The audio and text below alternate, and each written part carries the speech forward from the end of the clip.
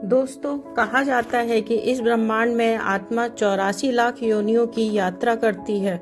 बचपन से हम सुनते आए हैं इंसान का जन्म बड़ी तपस्या के बाद मिलता है, पर क्या कभी आपने सोचा है कि आखिर यह 84 लाख योनियां सच में क्या हैं?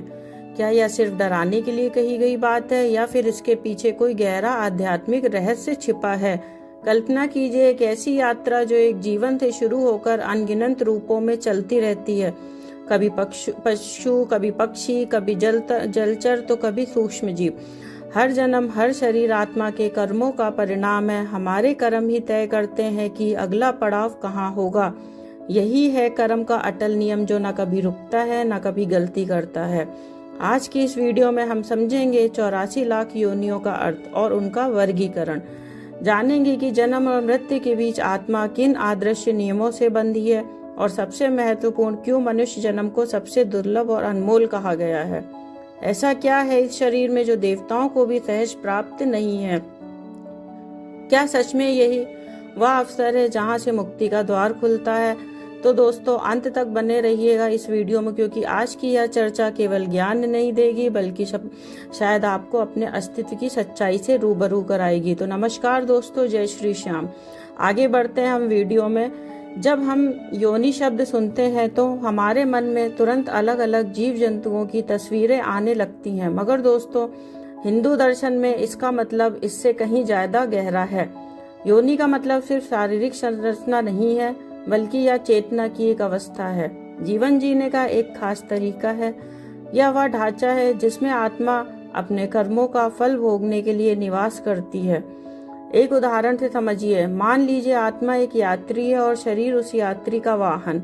जैसे कोई यात्री अपने सफर में अलग अलग वाहन बदलता रहता है, कभी बस में बैठता है, कभी ट्रेन पकड़ता है, कभी हवाई जहाज का सहारा लेता है। बिल्कुल उसी तरह आत्मा भी अपने कर्मों के हिसाब से विभिन्न शरीर धारण करती रहती है। गरुड़ पुराण में स्पष्ट रूप से लिखा है कि आत्मा अमर है, इसे कोई नष्ट नहीं कर सकता। मृत्यु केवल इस शरीर की होती है, आत्मा के सफर की नहीं, और यह सफर तब तक चलता रहता है जब तक आत्मा अपनी अंतिम मंजिल यानी मोक्ष तक नहीं पहुंच जाती। और दोस्तों, एक बहुत ही महत्वपूर्ण बात यह भी जरूरी नहीं कि योनि सिर्फ 84 लाख ही हो। समय के साथ साथ कई जीव जंतु विलुप्त और कई नए भी उत्पन्न होते रहते हैं। आधुनिक विज्ञान की माने तो अमीबा से लेकर मनुष्य तक की यात्रा में लगभग 1 करोड़ 4 लाख योनियां बताई गई हैं।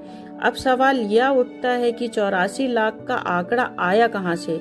देखिए, यह कोई हवाई बात नहीं है। इसका स्पष्ट उल्लेख हमें पद्म पुराण जैसे प्राचीन ग्रंथों में मिलता है। यह एक आध्यात्मिक और दार्शनिक वर्गीकरण है जो हमें बताता है कि इस संसार में जीवन के कितने अनगिनत रूप हैं और हमारी आत्मा इनमें से होकर गुजर चुकी है या आगे गुजर सकती है। यह हमें एहसास कराता है कि हमारा अस्तित्व कितना विशाल है और यह मानव जन्म कितना अनमोल है।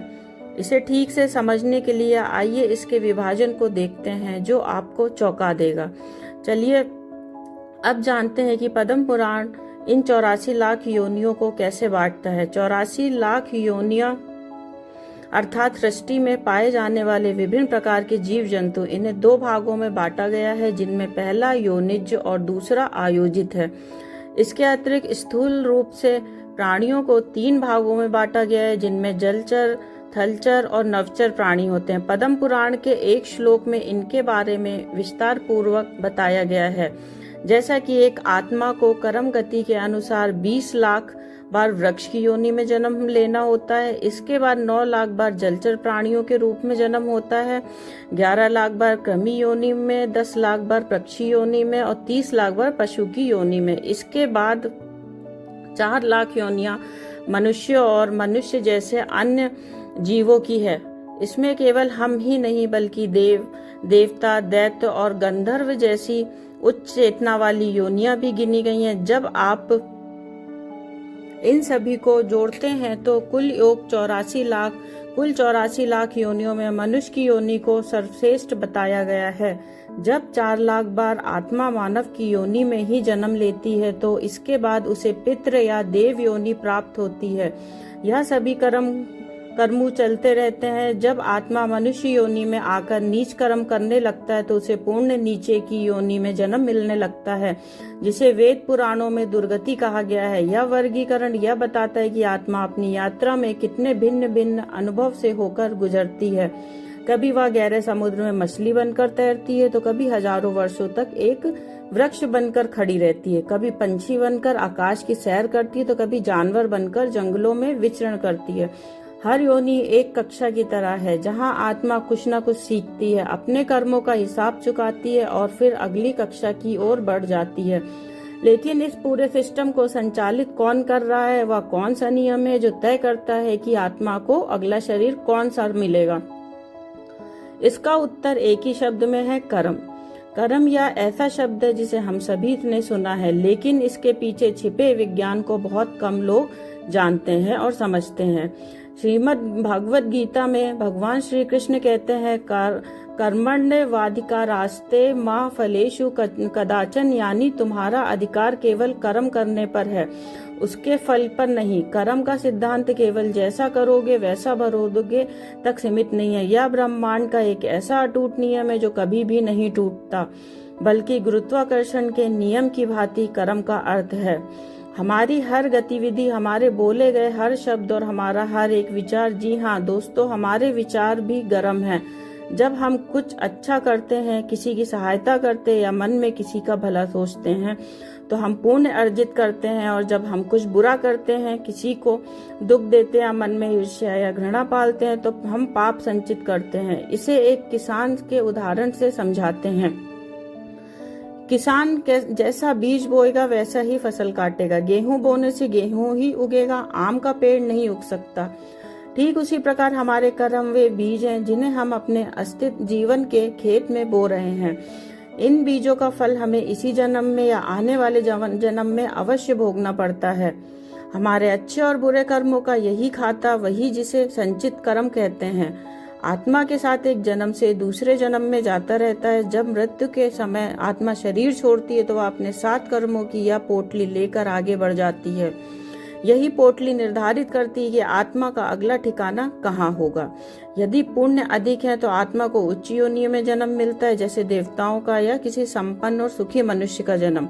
परंतु यदि पाप अधिक है तो आत्मा को निम्न योनियों में धकेल दिया जाता है। पशु पक्षी, कीड़े मकोड़े, जहाँ दुख और चेतना की कमी होती है, यह अनंत काल तक चलता रहता है। एक योनि से दूसरी योनि, दूसरी योनि से तीसरी योनि।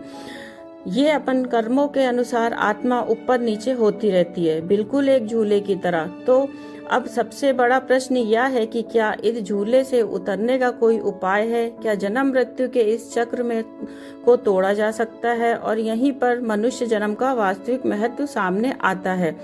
एक क्षण के लिए आत्मा की इस यात्रा की कल्पना कीजिए। जब किसी जीव की मृत्यु होती है तो क्या घटित होता है? शास्त्र बताते हैं कि आत्मा पुराने शरीर को उसी तरह छोड़ देती है जैसे हम पुराने कपड़े उतार कर नए पहनते हैं। आत्मा अपने साथ एक सूक्ष्म शरीर लेकर आगे बढ़ती है जिसमें जीवन भर संस्कार, इच्छाएं और कर्मों का संपूर्ण लेखा जोखा दर्ज रहता है।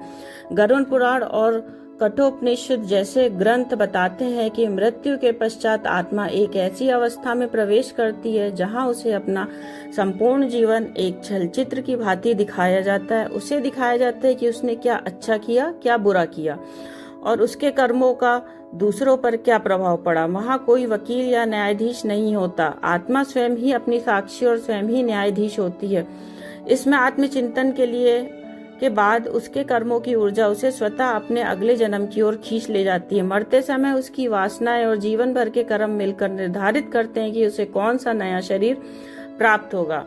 यदि किसी की आसक्ति भोजन में अत्यधिक थी तो संभव है उसे ऐसी योनि मिले जहां उसे भोजन के लिए तरस ना पड़े।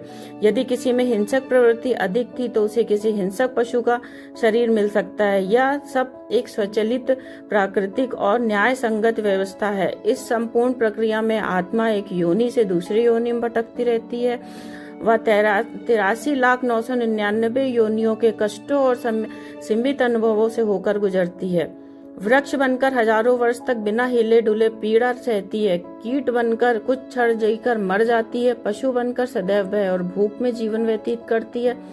इन सभी योनियों में एक बात समान है, वहाँ विवेक नहीं है, यानी सही और गलत में अंतर करने की समझ नहीं है। एक शेर जब शिकार करता है तो वह पाप नहीं कर रहा, यह केवल अपनी प्रकृति के नियम का पालन कर रहा है। उसके पास चुनने का विकल्प नहीं है, वह केवल कर्म भोगने आया है या कर्म करने नहीं। अरबों खरबों वर्षों तक इस चक्र में भटकने के बाद जब अनगिनत जन्म के पूर्ण एकत्रित होते हैं, तब जाकर वह स्वर्णिम अवसर आता है, वह अनमोल घड़ी आती है जब आत्मा को मनुष्य का शरीर प्राप्त होता है। और यही वह क्षण है जहाँ से पूरी कहानी बदल सकती है।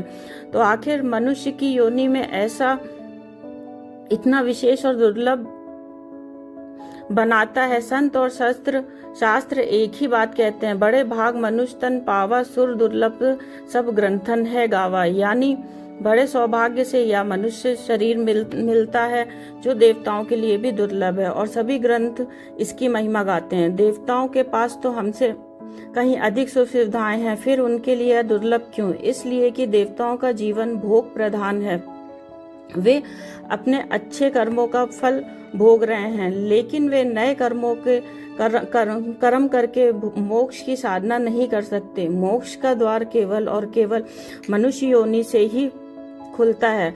मनुष्य जन्म की सबसे बड़ी शक्ति है विवेक। विवेक यानी बुद्धि और चेतना की वह शक्ति जो हमें सही गलत की ओर ले जाती है, अच्छे बुरे के बीच भेद करना सिखाती है। एक पशु केवल अपनी प्रवृत्ति और आवश्यकता से कार्य करता है, लेकिन एक मनुष्य के पास चुनने की स्वतंत्रता है। वह चाहे तो अच्छे कर्म करके देवता बन सकता है और चाहे तो बुरे कर्म करके पशुओं की योनियों में गिर सकता है। यह चुनने की शक्ति किसी अन्य योनि में नहीं है। मनुष्य शरीर को साधन, धाम, मोक्ष का द्वार कहा गया है, यानी यह शरीर मोक्ष प्राप्त करने का एक साधन और उसका मुख्य द्वार है। यह वह चौराहा है जहाँ से 4 रास्ते सीधे मोक्ष की ओर जाते हैं। इन्हें 4 योग कहा गया है। पहला, कर्म फल की चिंता किए बिना अपना कर्तव्य निभाते हुए ईश्वर को प्राप्त करना। दूसरे, भक्ति योग, प्रेम, श्रद्धा और समर्पण से ईश्वर की भक्ति करके उनसे एकाकार होना। तीसरा, ज्ञान योग, ज्ञान और मनन के द्वार में कौन है, इस सत्य को जानकर मुक्त हो जाना। यह सौभाग्य केवल हमें और आपको प्राप्त हुआ है। हम 84 लाख योनियों के चक्रव्यूह में भटकने के बाद उस द्वार पर आकर खड़े हैं जिसके बाहर मुक्ति का अनंत अवकाश फैला हुआ है। दूसरों की सहायता करें, ईश्वर का स्मरण करें और स्वयं से प्रश्न करें, मैं कौन हूँ और मेरे जीवन का उद्देश्य। क्योंकि यह अवसर यदि एक बार खो गया तो इस द्वार तक पूर्ण पहुँचने में शायद करोड़ों वर्ष लग जाएंगे। अगर आपको यह ज्ञानवर्धक चर्चा पसंद आई हो तो वीडियो को लाइक करें और एक सब्सक्राइब जरूर करें। कमेंट में बताएं आप इस विषय पर क्या सोचते हैं। नमस्कार दोस्तों, अब इसी तरह एक ज्ञानवर्धक वीडियो में हम फिर से मिलेंगे। जय श्री श्याम, नमस्कार।